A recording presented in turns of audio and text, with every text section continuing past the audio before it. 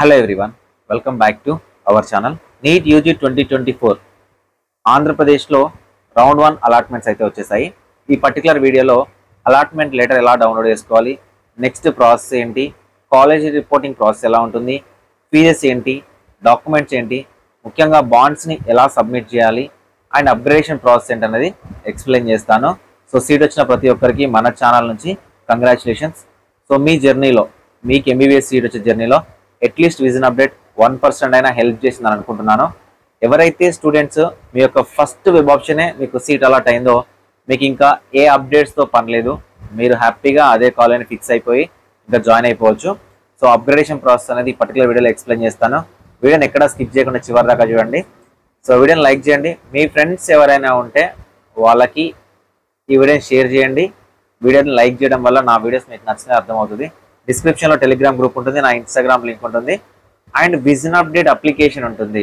Okay, మీరు ఎంబీబీఎస్లో ఎవరైతే join అవుతున్నారో అక్కడ మీకు ఎంబీబీఎస్ సబ్జెక్ట్ సంబంధించిన ఎంసీక్యూస్ ఉంటాయి. ఓకే, మీరు మీ థియరిటికల్ ఎగ్జామినేషన్లో కానీ మీ పీజీ ప్రిపరేషన్లో కానీ మీ డైలీ యాక్టివిటీస్లలో విజన్ అప్డేట్ అప్లికేషన్ అనేది మీకు హెల్ప్ అవుతుంది. మీకు వీలుంటే డౌన్లోడ్ చేసుకోవడానికి అయితే ట్రై చేయండి. నాతో పర్సనల్గా మాట్లాడాలనుకుంటే మెంటర్షిప్లో జాయిన్ అవ్వండి స్క్రోల్ అవుతున్న నెంబర్కి. ఓకే, సో ఫస్ట్ సీట్ వచ్చింది. సీట్ వచ్చిన ప్రతి ఒక్కరు కూడా జాయిన్ అవ్వాలి. రౌండ్ 1 అనేది రిపోర్ట్ చేయాలి.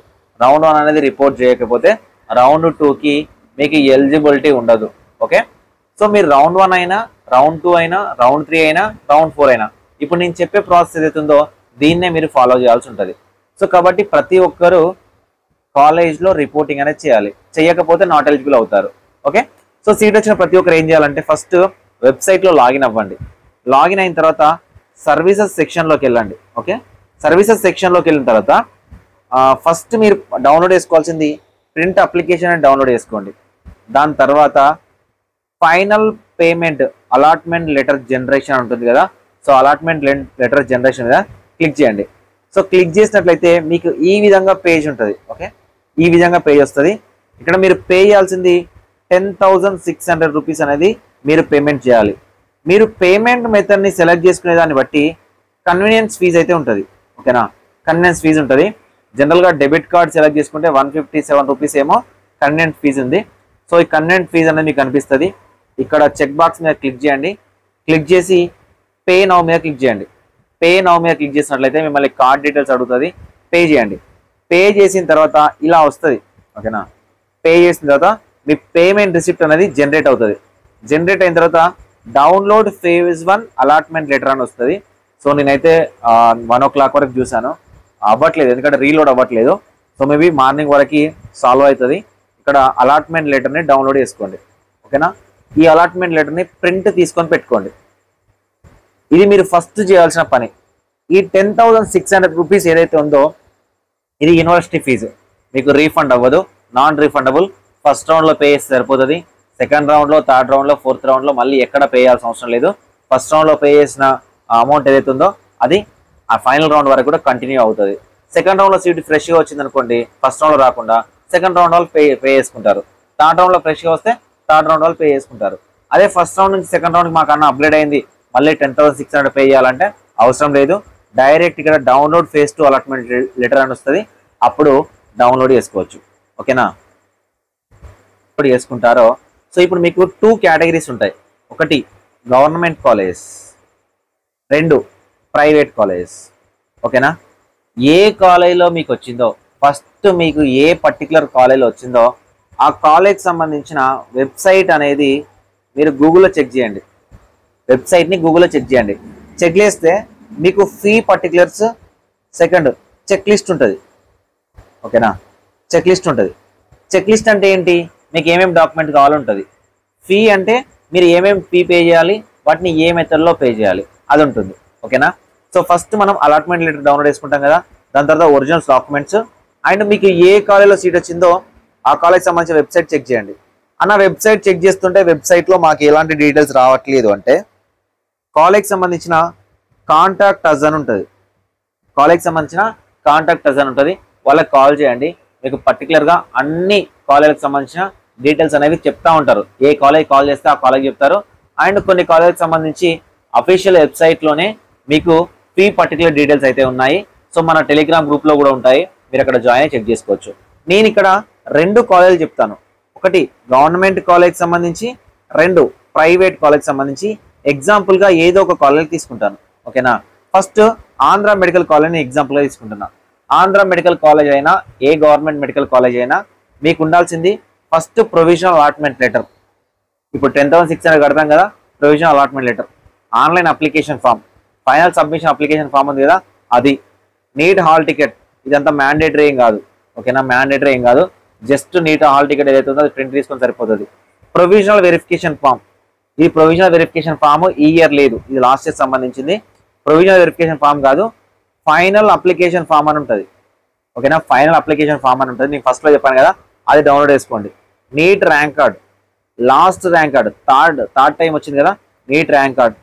ఎస్ఎస్సి మెమో, ఓకేనా, ఎస్ఎస్సి మెమో. అండ్ దాంతోపాటు intermediate memo, intermediate TC original, 6th class నుంచి ఇంటర్మీడియట్ వరకు స్టడీ సర్టిఫికేట్. ఎవరైతే క్యాస్ట్ క్లెయిమింగ్ ఉందో బీసీఏ నుంచి బీసీఈ వరకు ఎస్సీ ఎస్టీ వాళ్ళు ఉన్నారో క్యాస్ట్ క్లెయిమింగ్ సర్టిఫికేట్. ఎవరైతే మైనారిటీ క్యాండిడేట్స్ ఉన్నారో minority certificate. So income certificate 2024 జనవరి తర్వాత తీసుకున్న ఇన్కమ్ సర్టిఫికేట్, మీకు ఫీజు రియంబర్స్మెంట్ కావాలి అనుకుంటే. అండ్ ఎవరైతే ఉన్నారో ఈడబ్ల్యూఎస్ సర్టిఫికేట్, ఈడబ్ల్యూఎస్ క్యాండిడేట్స్ ఉంటారు కదా, ఈడబ్ల్యూఎస్ సర్టిఫికేట్ 2024-25 వ్యాలిడిటీ ఉన్న సర్టిఫికేట్, ఓకేనా. పిహెచ్సి వాళ్ళు పిహెచ్సి రాలేదు కాబట్టి, పిహెచ్సి వాళ్ళకి అలాట్మెంట్ అవ్వలేదు కాబట్టి, సో వాళ్ళు పిహెచ్సి అలాట్మెంట్ అయినప్పుడు పిహెచ్ సర్టిఫికేట్ పెట్టాల్సి వస్తుంది. మైనారిటీస్ మైగ్రేషన్ సర్టిఫికేట్ అనేది మనకి ఎవరికి అవసరం లేదు. ఆంధ్రప్రదేశ్లో జాయిన్ అయ్యి ఆంధ్రప్రదేశ్లోనే చదువుకున్న స్టూడెంట్స్కి ఎవరికి అవసరం లేదు. Aadhaar card and bond. ఈ బాండ్ ఏంటంటే డిస్కంటిన్యూయేషన్ బాండ్, 3 lakhs డిస్కంటిన్యూయేషన్ బాండ్. సో ఇది ఆల్మోస్ట్ గవర్నమెంట్ కాలేజీలలో ఎక్కువగా అడుగుతున్నారు, ప్రైవేట్ కాలేజీలు అడగట్లేదు. కానీ ప్రతి ఒక్క క్యాండిడేట్ ఎవరైతే ఉన్నారో డిస్కంటిన్యూయేషన్ బాండ్ అనేది ప్రొవైడ్ చేయాల్సి ఉంటుంది. ఇప్పుడు నేను చెప్పిన డాక్యుమెంట్స్ ఉన్నాయి కదా, ఈ డాక్యుమెంట్ సరిపోతుంది. ఎవరైనా మిమ్మల్ని గ్యాప్ అడిగాడు అనుకోండి, ఓకేనా, గ్యాప్ అడిగాడు అనుకోండి, గ్యాప్కు టైం ఇస్తారు, గ్యాప్ మ్యాండేట్ డాక్యుమెంట్ కాదు. అండ్ ఎవరైతే ఏపీ నాన్ లోకల్ క్యాండిడేట్స్ ఉన్నారో మీకు రెసిడెన్స్ సర్టిఫికేట్ కావాలి, మ్యాండేటరీ డాక్యుమెంట్ రెసిడెన్స్ సర్టిఫికేట్ కావాలి. సో ఇదే ఆంధ్ర మెడికల్ కాలేజ్లో మరి నేను జాయిన్ అవ్వాలనుకుంటే ఫీజు ఎంత పే చేయాలంటే, so tuition fee 15,000, so cooperative stores fee అంట 2,000, so Andhra medical college students association 1,000 rupees, sports fund 2,000 rupees. అంటే కంప్లీట్గా మీరు 20,000 రూపీస్ అనేది పే చేయాల్సి ఉంటుంది. ఎక్కడ పే చేయాలి, ఎలా పే చేయాలని కూడా వాళ్ళే ఇచ్చారు, ఓకేనా. కొన్ని ఆన్లైన్ అడుగుతాయి, కొన్ని ఆన్లైన్లో అడుగుతారు. కొంతమంది DD, in favour of DD అంటే డిమాండ్ డ్రాఫ్ట్, ఏదైనా పర్టికులర్ బ్యాంక్లోకి వెళ్ళి, నేషనల్ బ్యాంక్లోకి వెళ్ళి డీడీ అనేది తీయాల్సి ఉంటుంది. ఇది ఆంధ్ర మెడికల్ కాలేజ్ సంబంధించిన చెక్ లిస్ట్, దాంతో పాటుగా మీకు ఫీజెస్ అనమాట ఆంధ్ర మెడికల్ కాలేజ్ సంబంధించి. అదేవిధంగా ఆంధ్ర మెడికల్ కాలేజ్ సంబంధించి ఇప్పుడు ఈ ఫామ్ ఉంది కదా, ఇది ప్రింట్ తీసుకొని వెళ్ళండి, Form 2. ఈ Form 2 మీద ప్రిన్సిపల్ సైన్ చేసి ఇస్తారు, మీరు ఏమేమి డాక్యుమెంట్స్ ఇచ్చారు, ఓకేనా. ఇవన్నీ డాక్యుమెంట్స్, మీరు సబ్మిట్ చేసే డాక్యుమెంట్స్ ఏవైతే ఉన్నాయో వాటి మీద సైన్ చేసి ఈ కస్టడీని ఇస్తారు. అండర్టేకింగ్, సో ఈ అండర్టేకింగ్ కూడా ఎవరైతే Andhra medical college join అవ్వాలనుకున్నారో just ఇది డౌన్లోడ్ చేసుకొని పేరెంట్స్తో సైన్ చేసుకొని ఇస్తే సరిపోతుంది. జస్ట్ ఫిల్ చేసి నార్మల్ పేపర్ ప్రింట్ తీసుకొని సైన్ చేసి ఇస్తే సరిపోతుంది. Next Form 4 only Andhra medical college వాళ్ళకి. ఒక్కొక్క కాలేజ్కి ఒక్కొక్క రకంగా ఉంటుంది, ఒక్కొక్క కాలేజ్లో ఒక్కొక్క రకమైన ఫీజు ఉంటుంది, ఓకేనా. ఇప్పుడు జిఎస్ఎల్ మెడికల్ కాలేజ్ ఉంది, దీంట్లో ఒక ఫీజు ఉంటుంది. ఆశ్రమంలో ఒక రకంగా ఉంది, ఎన్ఆర్ఐ చిన్న కాకానిలో ఒక రకంగా ఉంది, ఆంధ్ర మెడికల్ కాలేజ్ ఒక రకంగా ఉంటుంది, గుంటూరులో ఒక రకంగా ఉంటుంది, రంగరాయలో ఒక రకంగా ఉంటుంది. సో మనకు ఆంధ్ర మెడికల్ కాలేజ్లో సో ఈ Form 5 అని ఒకటి ఇచ్చారు. ఈ Form 5 కూడా స్టూడెంట్స్ ఎవరైతే ఉన్నారో ఫిల్ చేయాల్సి ఉంటుంది. సో ముఖ్యంగా అందరూ ఎవరైనా స్టూడెంట్స్ ఆంధ్రప్రదేశ్లో సీట్ వచ్చిన ప్రతి ఒక్కరు కూడా సబ్మిట్ చేయాల్సిన బాండ్ వచ్చేసరికి డిస్కంటిన్యూయేషన్ బాండ్. ఇది 100 రూపీస్ స్టాంప్ పేపర్ మీద ప్రింట్ తీయండి. 100 రూపీస్ స్టాంప్ పేపర్ మీద ప్రింట్ తీసి student name, son of, daughter of అని రాసి 3 lakhs రూపీస్కి, ఓకేనా, నేను కోర్సుని ఫ్రీ ఎగ్జిట్ చేయను, ఫ్రీ ఎగ్జిట్ తర్వాత నేను కోర్సుని డిస్కంటిన్యూ చేయను. ఒకవేళ డిస్కంటిన్యూ చేస్తే 3 lakh rupees plus 18% GST 3,54,000 rupees నేను పే చేస్తానని సిగ్నేచర్ స్టూడెంట్ పెట్టాలి, ఓకేనా. దాని తర్వాత పేరెంట్ కూడా సిగ్నేచర్ పెట్టాలి. దాని తర్వాత విట్నెస్ సైన్ పెట్టించుకోండి. విట్నెస్లకు సంబంధించిన ఆధార్ కార్డు. సో విట్నెస్ ఎవరైనా గవర్నమెంట్ ఎంప్లాయీస్ ఉంటే సో విట్నెస్ సైన్ అయితే పెట్టుకోవడానికి అయితే ట్రై చేయండి. ఈ బాండ్ ఏదైతే ఉందో, ఈ అండర్టేకింగ్ బాండ్ ఏదైతే ఉందో, సో ఈ బాండ్ని ప్రతి ఒక్కరు సబ్మిట్ చేయాలి, ప్రతి ఒక్క కాలేజ్లో సబ్మిట్ చేయాలి. And me particular private college వాళ్ళు అడుగుతున్నారా లేదా అనేది చెక్ చేయండి. ఓకేనా. ఆంధ్ర మెడికల్ కాలేజ్ అయితే ఈ ఫామ్ నెంబర్ 7 అని ఇచ్చారు. సో ఈ ఫామ్ నెంబర్ 7 ఇచ్చారు. దాంతోపాటు యాంటీ ర్యాగింగ్ ఫామ్ నెంబర్ 8 ఇచ్చారు. ఈ ఫామ్ 8 ఫామ్స్ అనేది ఆంధ్ర మెడికల్ స్టూడెంట్స్ అయితే సబ్మిట్ చేయాల్సి ఉంటుంది. కానీ మిగతా అన్ని కాలేజీలో 8 ఫామ్స్ ఉండవు. సో ఒరిజినల్తో పాటు జస్ట్ బాండ్ ఉంటుంది. ఇప్పుడు ఆశ్రమ్ కాలేజ్ అనుకోండి, దాంట్లో ఫీ బాండ్ ఉంటుంది. ఫీ బాండ్ అని ఉంటుంది అనమాట. దీనికి ఒక కోర్టు కేసు ఉంది. 10% మేము ఇంక్రీజ్ చేసుకుంటామని వాళ్ళు చెప్తున్నారు. ఈ 10% ఇంక్రీజ్ అయినా కూడా ఆ 10% ఇంక్రీజ్ అయిన ఫీజు మేము పే చేస్తాము అని ఫీ బాండ్ ఇవ్వాలి. ఇలాంటి కాలేజీలు కొన్ని ఉంటాయి. సో కాబట్టి ప్రతి కాలేజ్కి సంబంధించి చెక్ లిస్ట్ అనేది చెక్ చేయండి. ఇది గవర్నమెంట్ కాలేజ్కి సంబంధించింది. ఇప్పుడు నేను చెప్పేది జిఎస్ఎల్ కాలేజ్కి సంబంధించిన ఇన్ఫర్మేషన్. సో జిఎస్ఎల్ కాలేజ్లో just allotment letter, certificate issued by NTRHS, అదే application form, final application form, admit card, score card, SSC, inter, TC, 6th నుంచి 10th class study certificates, intermediate study certificates, all certificates, ఈ 9 certificates, 2 set of xeroxes, passport size photos 6, parent pan card, Aadhaar card, స్టూడెంట్ది, పేరెంట్ది, and post dated cheques. 4 post dated cheques ఉంటాయి. ఇవి కూడా 16,500 రూపీస్కి. ఓకేనా. Second year, third year, 4th year సంబంధించి, 5th ఇయర్కి సంబంధించి 4 పోస్ట్ డేటెడ్ చెక్స్ ఇవ్వాలి, 4 చెక్స్ ఇవ్వాలి. ఇది జిఎస్ఎల్కి సంబంధించి. సో జిఎస్ఎల్కి సంబంధించి ఒకవేళ మీకు సీట్ వస్తే 16,500 రూపాయలు ట్యూషన్ ఫీజు కట్టాలి. ఫస్ట్ ఇయర్లో ఫీజు ఎంత తెలుసా? 1,95,000తో పాటు 3,000 రూపీస్ ఎక్స్ట్రా కట్టాలి. అంటే 16,500 ప్లస్ 1,95,000 ప్లస్ 5,000 రూపాయలు ఎక్స్ట్రా కట్టాల్సి ఉంటుంది. అంటే 2 లక్షలు ఎక్స్ట్రాగా ప్లస్ 16,500 అనేది ట్యూషన్ ఫీజు మీరు పే చేయాల్సి ఉంటుంది. ఈ ఫస్ట్ ఇయర్లోనే మనకు ఎక్స్ట్రా ఫీజు తీసుకుంటారు. పోస్ట్ డేటెడ్ చెక్స్ ఏవైతే ఉన్నాయో ఇవి 4 ఇయర్స్, రిమైనింగ్ 4 ఇయర్స్కి అయితే తీసుకోవడం జరుగుతుంది. ఇది మనం పే చేయాల్సిన ఫీజు. ఏ క్యాట్కి సంబంధించి, బి క్యాట్ ఇది, సి క్యాట్ ఇది. ఓకేనా. సో దాంతోపాటు హాస్టల్ ఫీజు ఇప్పుడే పే చేయాల్సిన అవసరం లేదు, మీరు హాస్టల్లో జాయిన్ అయ్యేటప్పుడు పే చేసుకోవచ్చు. ఓకేనా. సో ఇది వీళ్ళు ఏం చెప్తున్నారంటే నెఫ్ట్ కానీ ఆర్టీజీఎస్ కానీ ఆన్లైన్ ట్రాన్సాక్షన్ కానీ చేయాలి. ఎలా ట్రాన్సాక్షన్ చేయాలనేది కూడా కంప్లీట్గా డీటెయిల్స్ ఇవ్వడం జరిగింది.